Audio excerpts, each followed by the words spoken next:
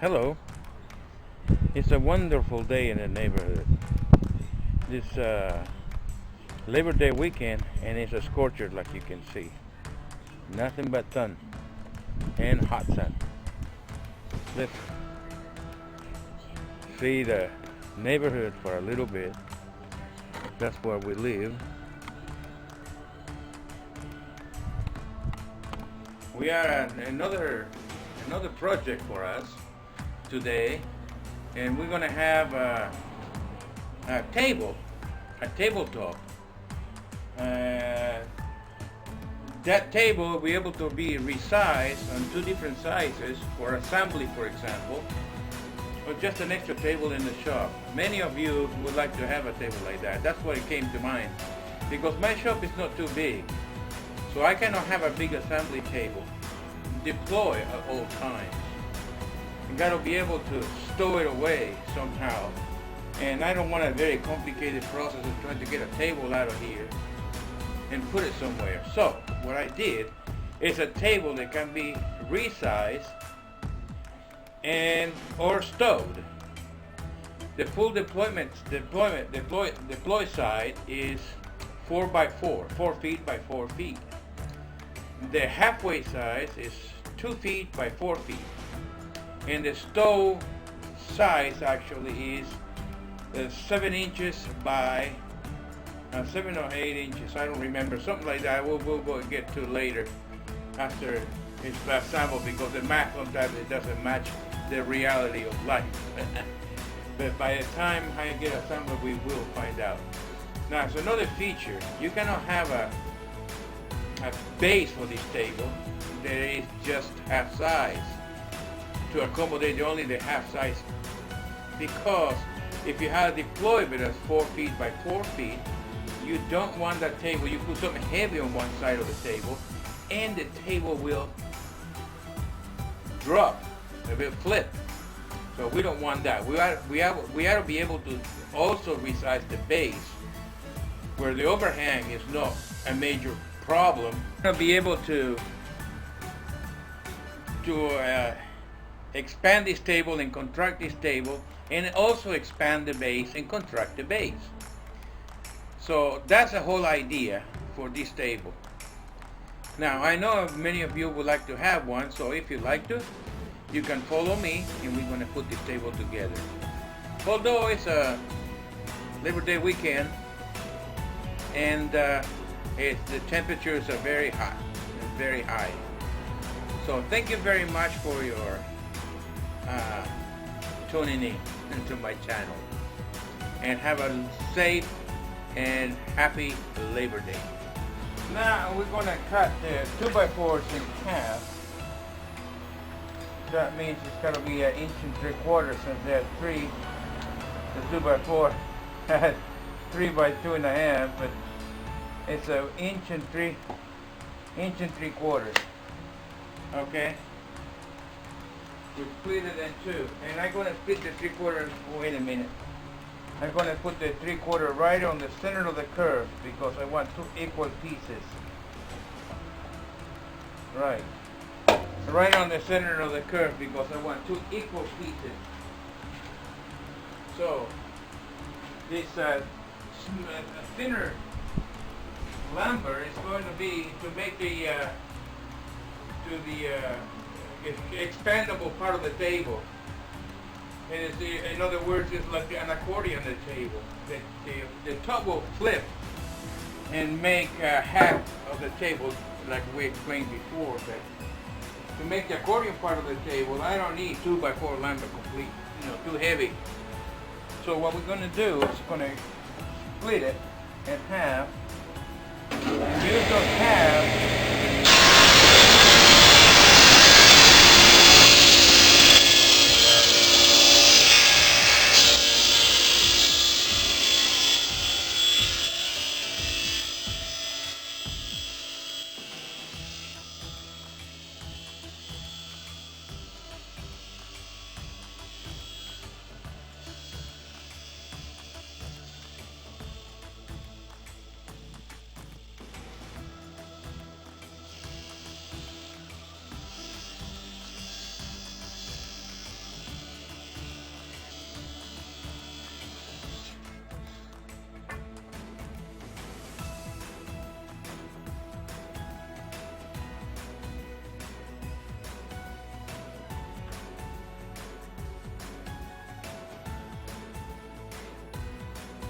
what I'm talking about here is that I need to build 4 frames with the lumber just cut. The volume on the camera went way down, so it was difficult to hear. That's what I over recording what I was saying. I need to be 4 frames, and here comes the frame, and I explained it was a test frame. I'm going to explain how it's built. They are built with mortise and tenon, and then peg through it, the joint. So I think the volume is coming back on the camera. Sorry, that was my mistake.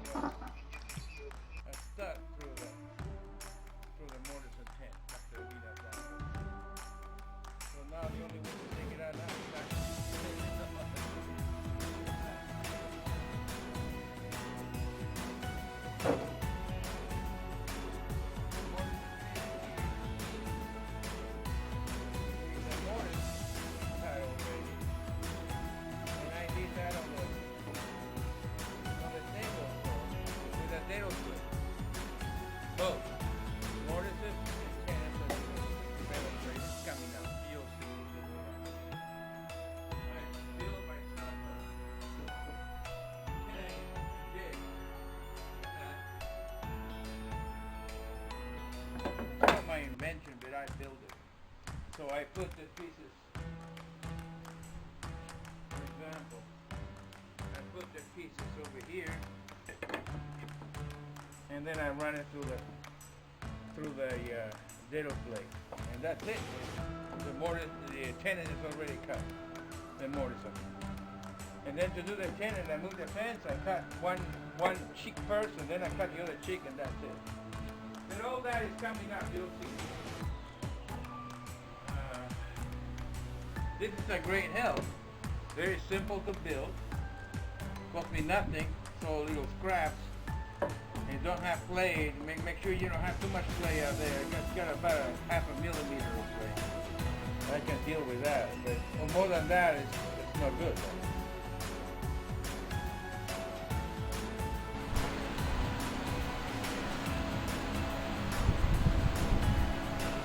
Well, I've got the tenons out here. I have my tenoning machine that I built myself, and I put a piece of scrap wood out here, so it prevent blow up on the back side. So I just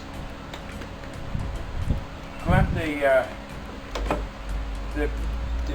sticks out here. This is going to be the rails.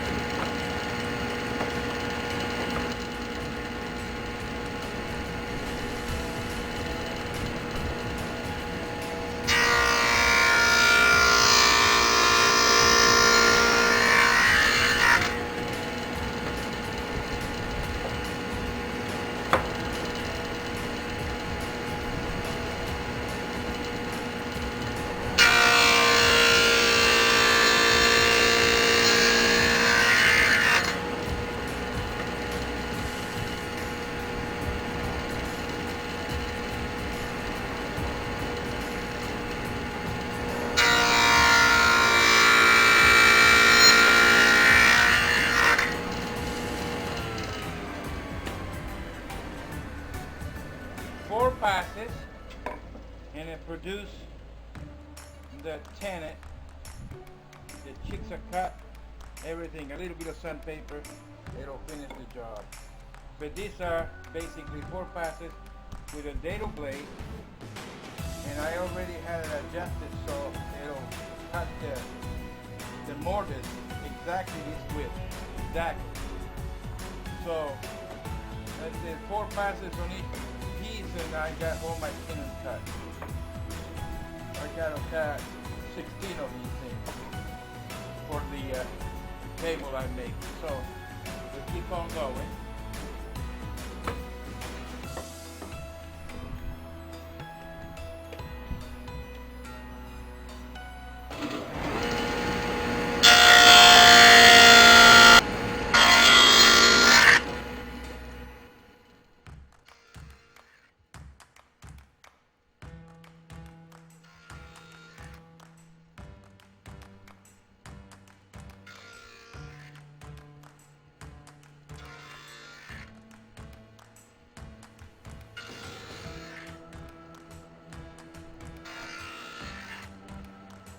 going to be cutting the mortises and all the styles. So I clamp it, I move the, all I did is move my fence so it'll fit to the center of this half a 2x4, because I ripped the 2x4 in half. So I center the blade with the style, and in one pass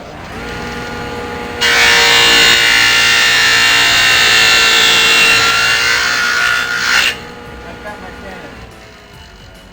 Not my cannon, my mortise. See? Now, there's the mortises that I just cut. And you'll see it's at a perfect fit with the,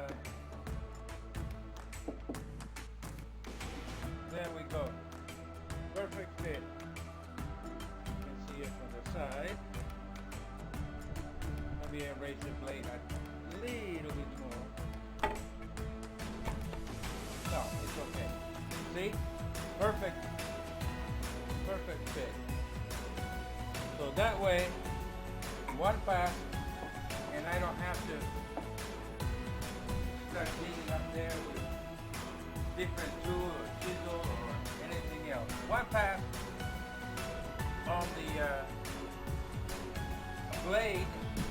Of course, it's a little blade. I put enough there to conform to the width of these rail pennant, and that's all. I'm gonna do one or two more just for you to check it out. I put a backup. If you can see, there is a backup piece of wood out here, so I don't get blow up out of the back, and it stays a little bit cleaner. This is not the right. Well, this is a test of these. Now these are the styles that they're going to be released.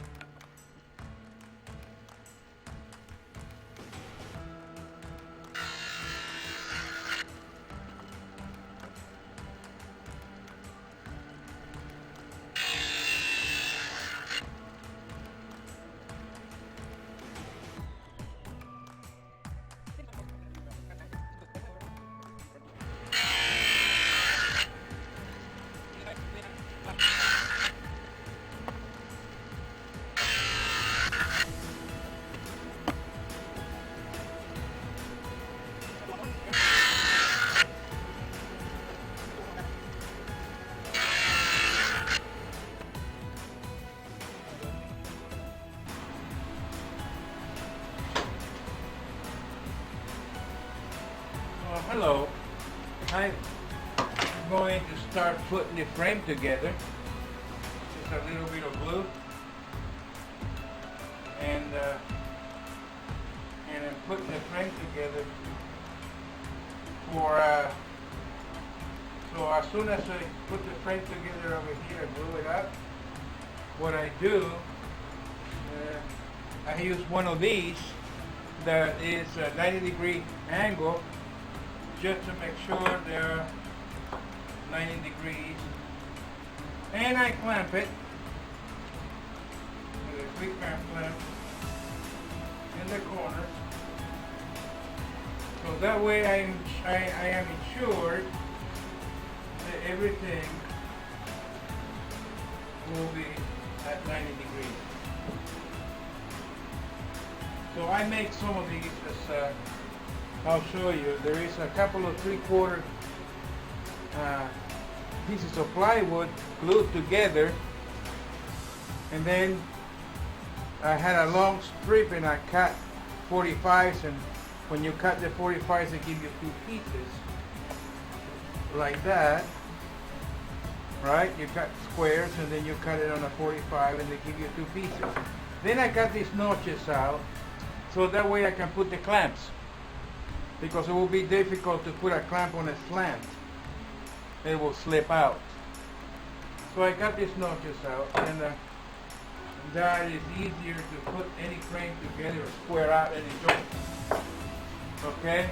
Then I use a piece of very thin plastic on the bench. Basically, the glue, it won't stick to this plastic at all. You can also use this wax paper, but the glue tends to hold on more to this wax paper than there is to a thin plastic. I buy some of those 50-gallon plastic bags in a roll in a box in a grocery store, and I open the bags, and it's a big piece of plastic for every time. So I cut pieces out of it, and that's what I use. Because obviously it works better and it's cheaper than using the wax paper. And I put together all these frames exactly like that.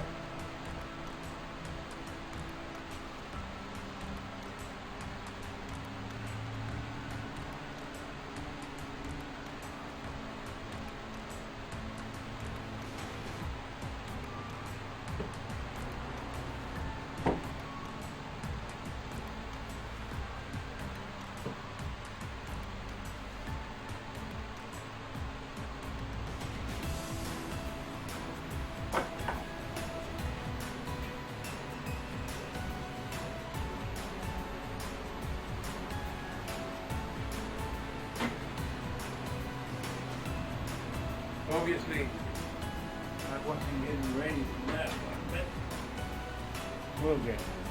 we'll do it. Anyways, to make sure they're in line.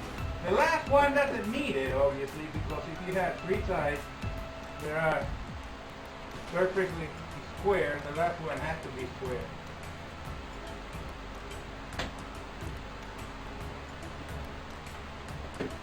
I don't want to block the image, I'm sorry. This one, put it a little, there you go.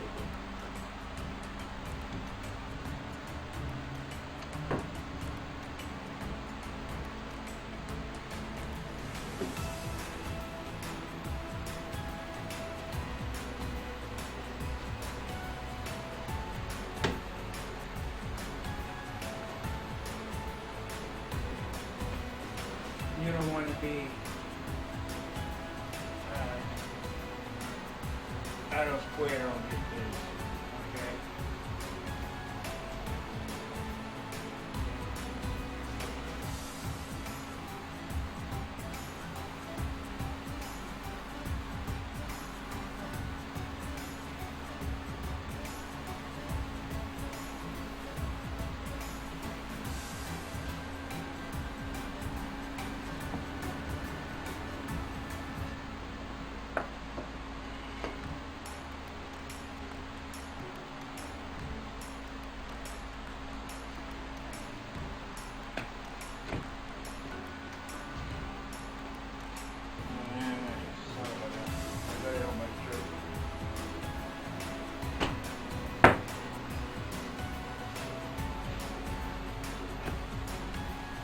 Okay.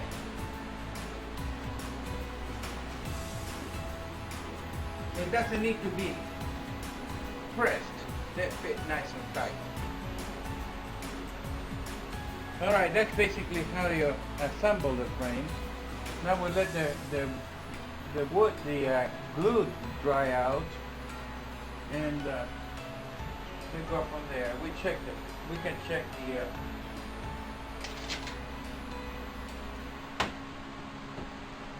we can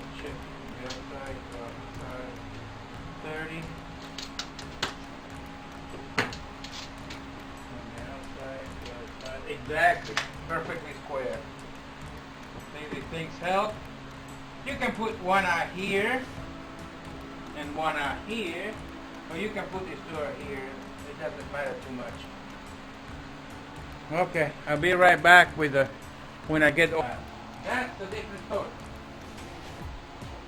I think this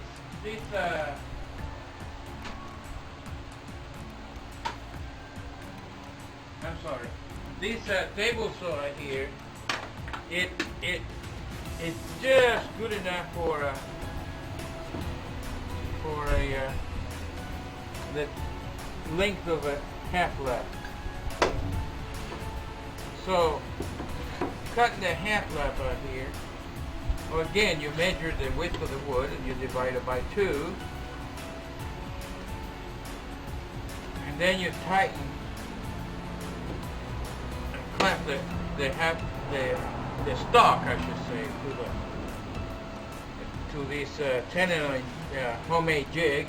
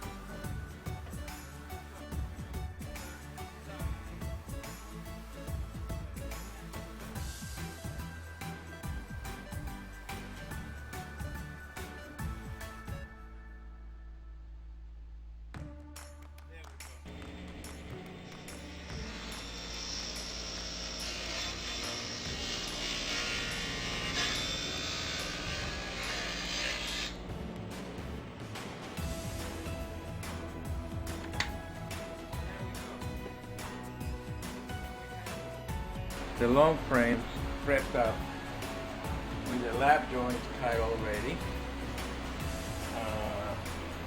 and then you saw how I cut my lap joint because it is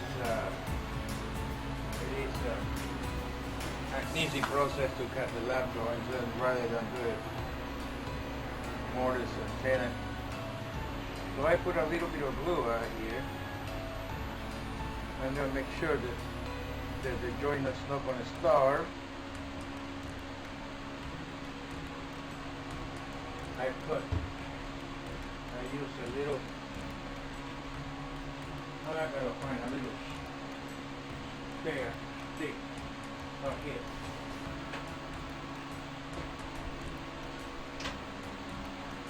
Okay, a little sliver stick. I call it shtick, not stick. Ever since I watched a movie, the guy kicked him the start of the movie. I don't want to get it on the bench. The start of the movie, they call it shticks. Wow, every time it stuck to me with a stick name. I do it right here.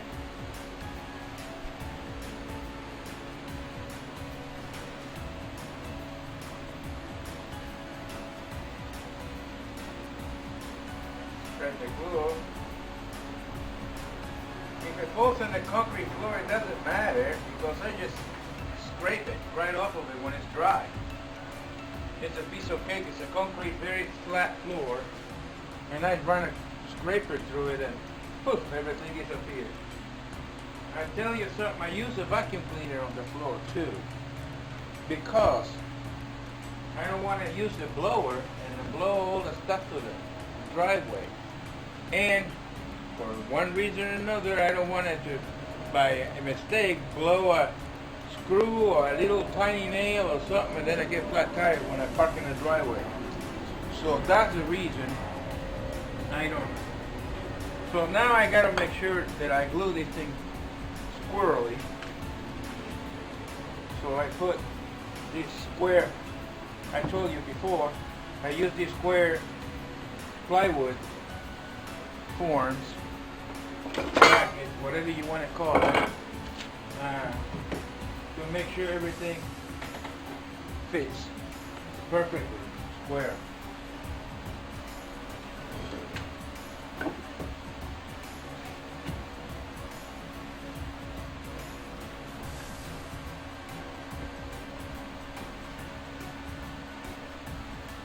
One more clamp for the corner. Don't over tighten it so yet. Just put it with enough pressure to sleep if it have to. A little bit, not so much. Just hard slip. Now, what I don't have a pipe long enough. I still gotta go get me a pipe long enough. When I do these things, very rarely I build something that long. So when I do, I need to have a piece of pipe, and then I know that's expensive. So I'm totally sure what I'm going to be doing is go get me a piece of pipe. So it's easier to crank from this side. Make sure everything goes together. Now I gotta get me another clamp.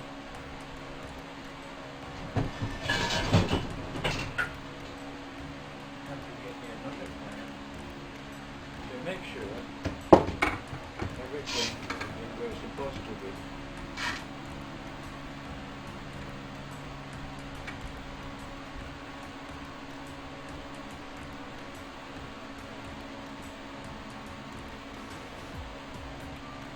Okay, now we can over tighten this thing and make sure everything is perfectly aligned and square.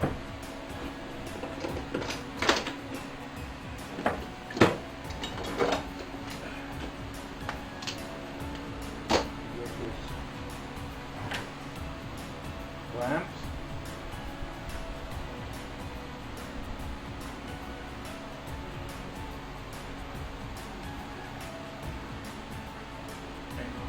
Together. I put a small and a big clamp so I'm sure I got full contact. And because this is a 2x4, this is a construction quality lumber, I don't trust it because so many times they twist and then one side is open. So I put two clamps to make sure they're flat. What was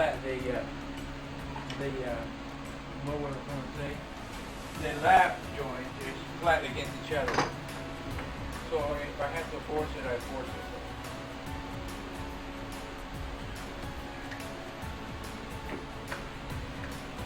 I can see a little bit of glue squeezing out. That means it wasn't flat.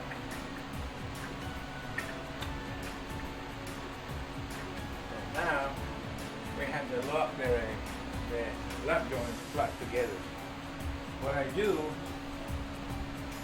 and I won't release the clamp for a few hours and leave it alone. Get the best possible doing.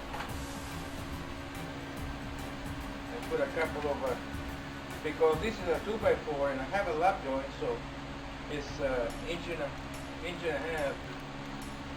So I put an inch and a half screws, a little bit shorter than an inch and a half screws to hold the thing together.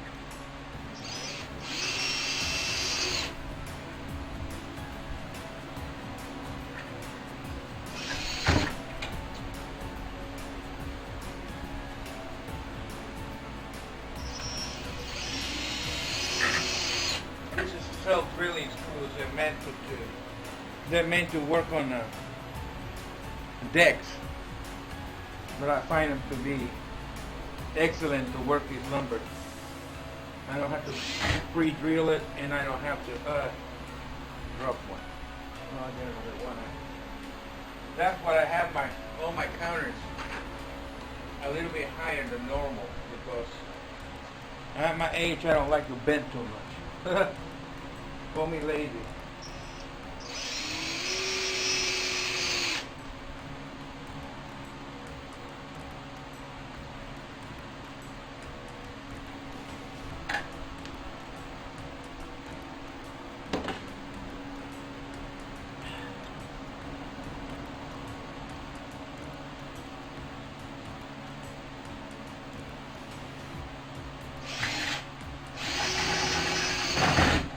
Okay, now that's perfect.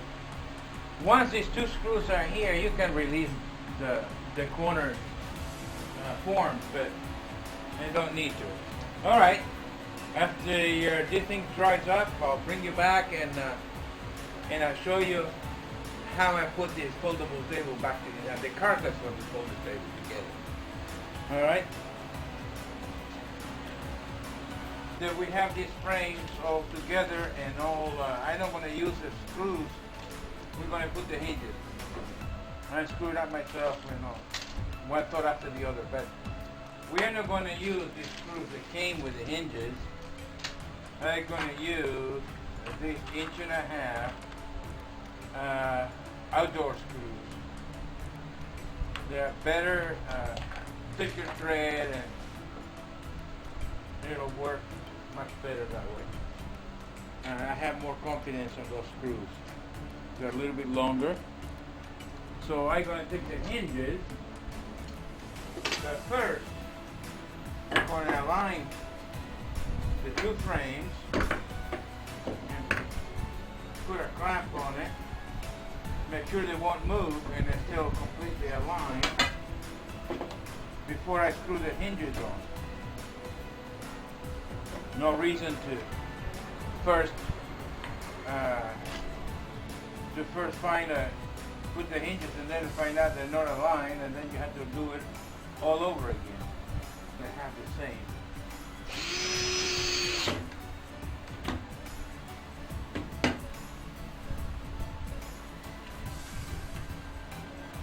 Okay, now let's move to the second hinge.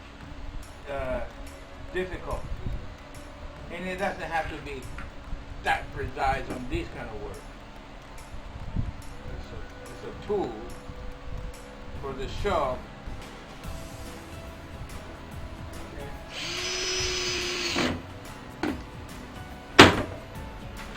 Yeah, go ahead and fall over. Okay. Now we can proceed with the rest of the holes.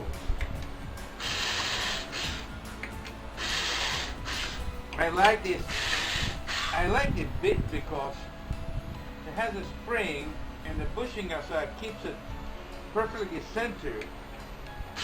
I don't know if you ever tried to drill holes on the hinge without this bit, but I have, and I've done it several times, and not several, but many. And let me tell you that all the screws, even if you try to be careful and do it right, they're seldom right. Something's got to move. But with that bit, it forces to be centered in the hole.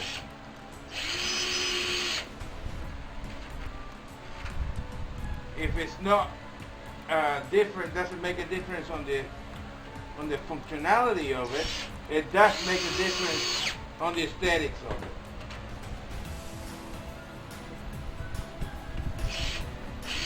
Well, now we have to put the small frames into the big frame. So what we do, we have to make sure before we put the hinges that we have to be totally, perfectly aligned. How do we do this? It's going to be very easy. You just grab a piece of stock and clamp it at the edge. Not that difficult. Still, you can move it around, but it's going to be knocking in there. Now, oops, I dropped another clamp. Now let's clamp another piece of stock at the edge over here.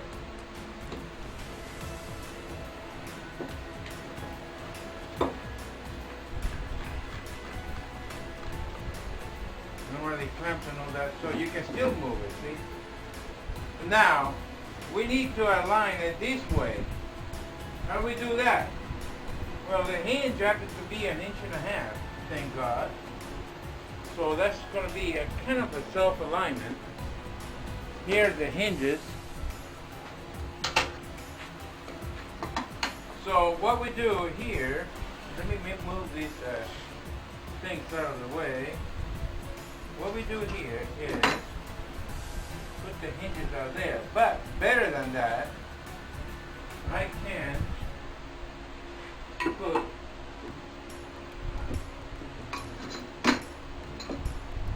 a piece of stock right in here. But how do we know how far in or how far out we are going?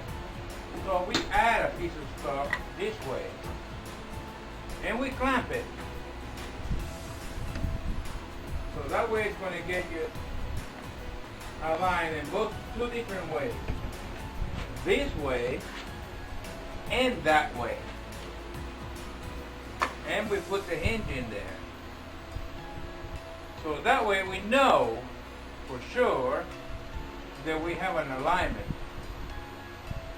A complete alignment. You don't want to glue it or drill it and tap it, or drill it and screw it, but this is pretty much what it's going to do. Put a couple of bolts out here, so that way we know we're not going to move.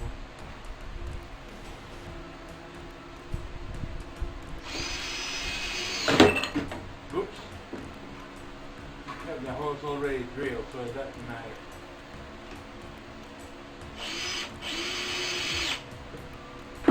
Okay, we can take that out. It's not going to move anymore.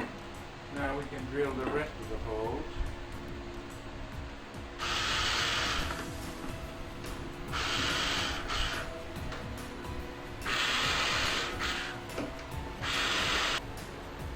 So the foldable table is taking shape.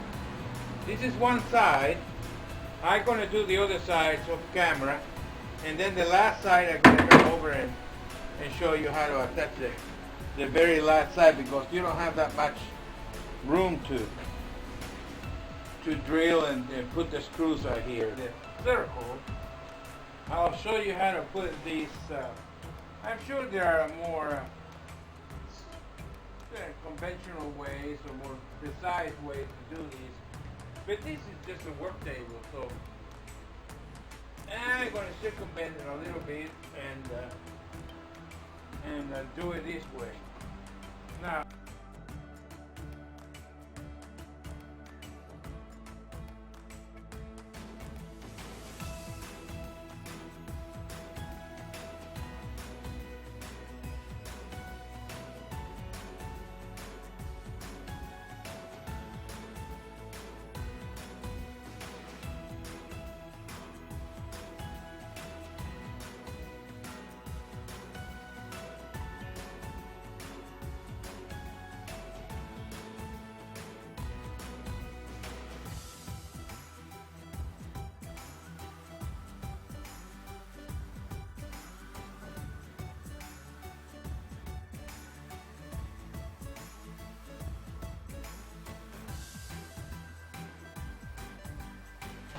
Now you can see the carcass. I put it on the floor, and it's in a folded position, and it doesn't have the wheels here, the casters, but this is the way it opens up. See?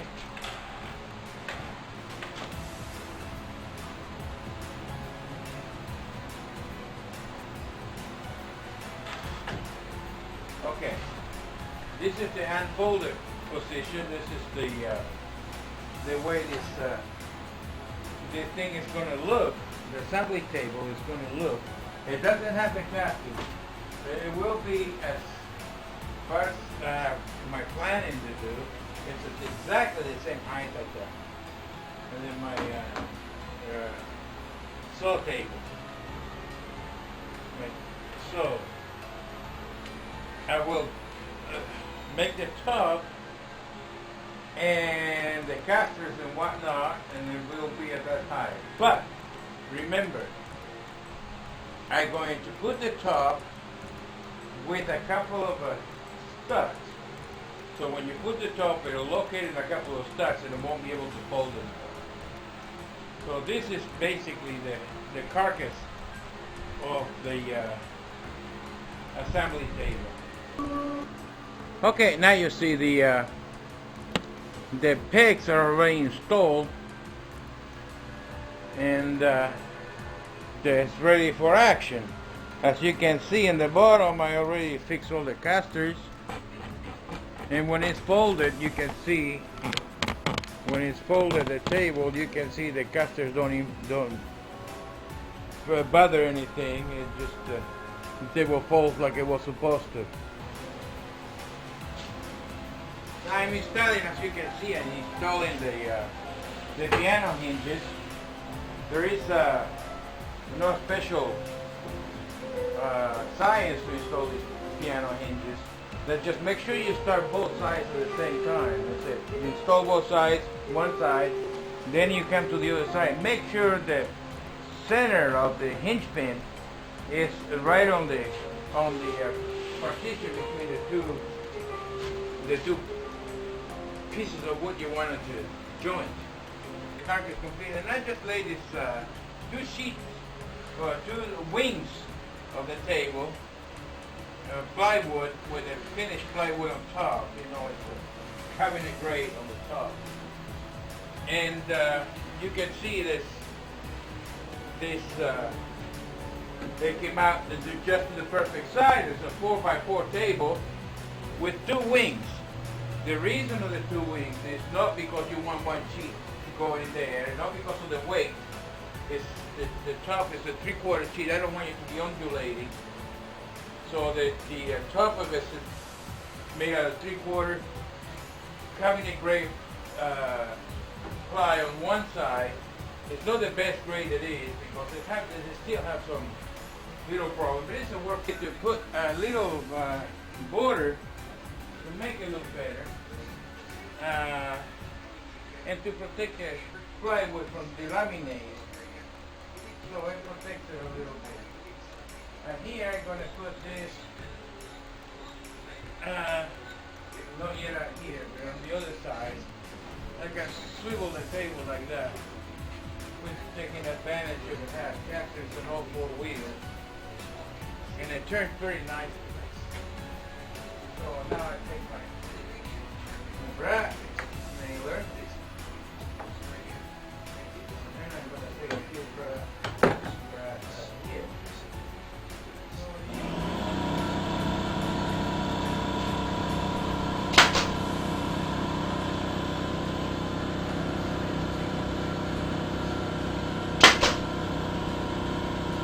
Table and the assembly table in the stow position. You can see it measures the distance between the left and the right side, for example, is 9 inches by 4 feet. This is the table in the stow position. You can see you still can roll it.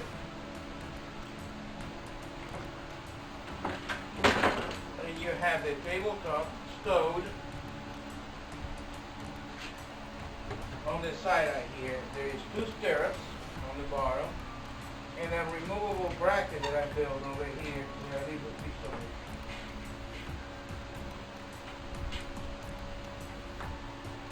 There you go.